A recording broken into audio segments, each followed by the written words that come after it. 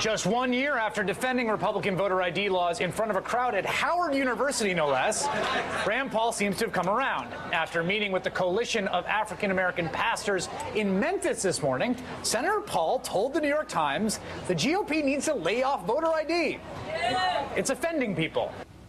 Because I am forever an optimist, always hoping people will see the light, I was encouraged by what Senator Rand Paul said in his interview with the New York Times on Friday. Quote, "Everybody's gone completely crazy on this voter ID thing.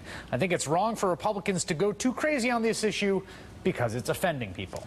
And I thought this might actually be the turning point at which Republicans, from just a purely strategic standpoint, make the calculation that their obsession with stopping people from voting was hurting them more than it was helping them.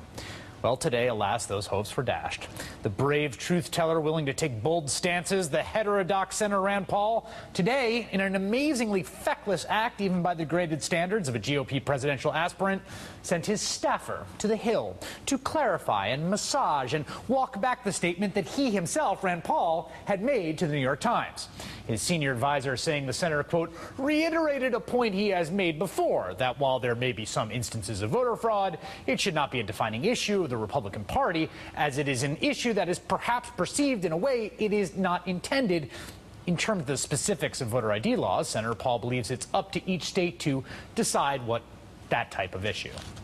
Ah, yes, the up-to-each-state dodge, the Republican candidate's favorite brand of dissembling, which would be a perfectly fine response, I suppose, if it weren't the case that it is the Republican Party that Rand Paul belongs to, that party that in state after state after state after state keeps pushing restrictive voter ID laws and other voting restrictions. And until that changes, talk from Rand Paul or anyone else is cheap.